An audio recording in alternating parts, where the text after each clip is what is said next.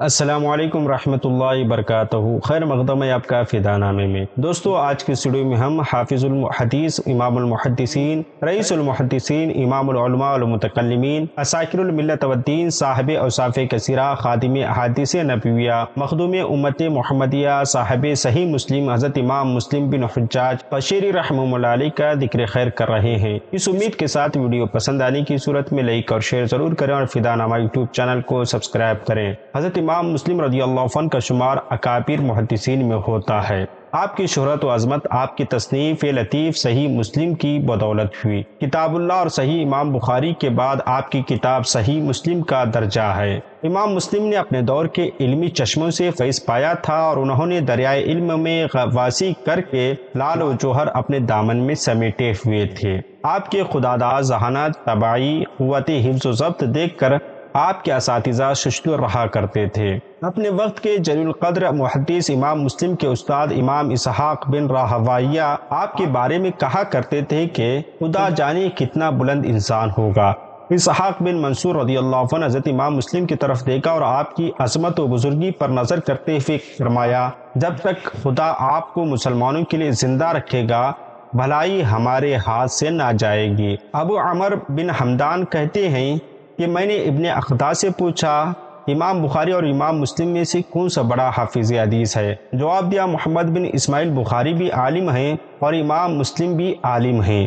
میں نے یہ سوال کئی دفعہ دہرایا تو کہنے لگے، امام محمد بخاری سے شامی راویوں کے متعلق غلطی ہو جاتی ہے اور اس کا سبب یہ ہے کہ انہوں نے ان کی کتابیں لے کر پڑھی ہیں۔ کسی جگہ ایک راوی کو کنیت سے ذکر کرتے ہیں، دوسری جگہ اس کے نام سے ذکر کر جاتے ہیں۔ اس طرح ان کو دو آدمی خیال کرتے ہیں۔ امام مسلم سے علل میں ایسی غلطی نہیں ہوئی کیونکہ انہوں نے مسند روایتیں لکھی ہیں اور مقطوع اور مرسل نہیں لکھی۔ امام مسلم سیرت و اخلاق کے اعتبار سے بہت بلند مقام پر فائز تھے، انتہائی متواضع، خلیق، حلیم و بردبار واقع ہوئے تھے۔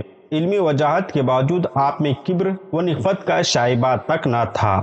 ذوق علم کے ساتھ ساتھ عبادت و ریاضت کی کثرت بھی فرمایا کرتے، ہر صاحب علم کی قدر کرتے، حق گوئی آپ کا شیوا تھا۔ اس سلسلے میں زمانے کے نامساعد اور باطل پرستوں کے جاہ و منصب کی پرواہ بھی نہیں کرتے تھے۔ امام بخاری جب نیشاپور آئے اور ان کی مقبولیت بڑھنے لگی تو وہاں کے عوام و خاص حتیٰ کہ نکتہ سنج محدث امام زہلی نے بھی خلق قرآن کے ایک جزوی مسئلے کو لے کر امام بخاری کو ہدف ملامت بنایا۔ امام مسلم جو امام زہلی کے شاگرد تھے مگر امام بخاری کے ہم مسلک تھے اور ان کے موقف کو صحیح سمجھتے تھے، اور امام زہلی سے مراسم توڑ ڈالے اور ان کی مجلس کو ہمیشہ کے لیے ترک کر دیا۔ گھر جا کر ان کی تقریروں کے تمام نوشے اونٹوں پر لاد کر بھیجوا دیے۔ حضرت شاہ عبدالعزیز محدث دہلوی رحمہ اللہ علیہ فرماتے ہیں کہ حضرت امام مسلم نے عمر بھر نہ کسی کی غیبت کی، نہ کسی کو مارا، نہ گالی دی۔ صحیح و سقیم حدیث کی پہچان میں اپنے تمام معاصرین میں ممتاز تھے، بلکہ بعض امور میں ان کو امام بخاری پر بھی ترجیح و فضیلت حاصل ہے۔ بستان المحدثین صفحہ نمبر 178۔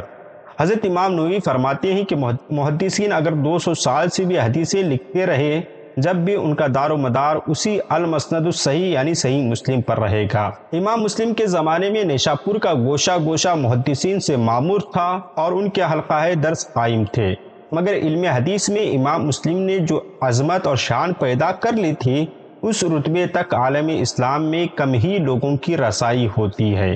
یہی وجہ تھی کہ آپ کے حلقے درس میں شائقین علم کا ہجوم لگا رہتا۔ عام لوگوں کی بات ہی کیا، خود آپ کے بلند مرتبہ معاصرین اور شیوخ بھی آپ سے سماع حدیث کے مشتاق رہتے تھے اور آپ کے سند عالی سے روایت کرنے پر فخر کرتے تھے، اور حضرت امام ترمذی علیہ رحمۃ رضوان آپ کے شاگردوں میں سے ہیں۔ حضرت امام مسلم رضی اللہ عنہ کا اسم گرامی امام مسلم، کنیت ابو الحسن، لقب اساکر الملت والدین، اور آپ کا سلسلہ نسب کچھ یوں ہے: امام مسلم بن حجاج بن مسلم بن ورد بن کرشاد علیہم الرحمہ۔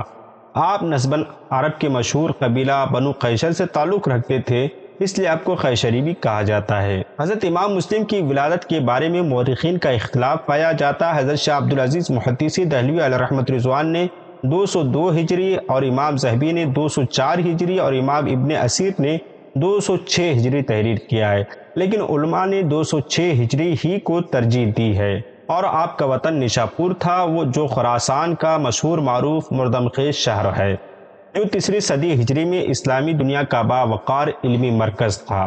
علامہ سبکی فرماتے ہیں کہ نشاپور اس وقت بڑا اور عظیم الشان شہر تھا کہ بغداد کے بعد اس کی نظیر نہ تھی۔ امام مسلم رضی اللہ عنہ کا زمانہ علم حدیث کی نقل و روایت اور تدریس کا زرعی عہد تھا۔ علم حدیث کے بڑے بڑے مراکز اسلامی شہروں میں قائم ہو چکے تھے، جہاں اکابر محدثین کا فیض عام جاری تھا۔ نیشاپور خود علم حدیث کے اہم مراکز میں شمار کیا جاتا تھا، جہاں حدیث کے بڑے بڑے حلقے قائم تھے۔ امام مسلم نے ابتدائی تعلیم سے فارغ ہونے کے بعد 12 سال کی عمر میں، اس وقت آپ کے عقل و فہم میں دستواری اور حفظ میں پختگی آ چکی تھی۔ عقیدت و احترام کے جذبے اور حسن نیت و خلوص کے ساتھ اس کوچے میں قدم رکھا اور پورے صحیح بلیغ سے خراسان، عراق، شام، حجاز، بغداد، مصر کے محدثین سے کسب فیض کیا اور اس علم میں دستگاہ حاصل کی۔ بہت جلد آپ کا شمار عظیم محدثین میں ہونے لگا۔ آپ کے مشہور اساتذہ کرام کے نام کچھ یوں ہیں: امام قانبی، احمد بن یونس، اسماعیل بن ابی اویس، داؤد بن عمر، یحییٰ بن یحییٰ نیشاپوری، حیثم بن خارجہ، سعید بن منصور، شیبان بن فروخ، عون بن سلام، امام احمد بن حنبل، اسحاق بن راہویہ، عبداللہ بن مسلم، امام بخاری علیہم الرحمہ۔ علم حدیث کا یہ درخشندہ ستارہ 24 رجب المرجب 261 ہجری پر مطابق 5 میں 875 عیسوی کو اتوار کے دن شام کے وقت غروب ہو گیا، اور دوسرے دن پیر کو اس عظیم محدث کو ہزاروں سوگواروں نے نماز جنازہ کے بعد سپرد خاک کیا۔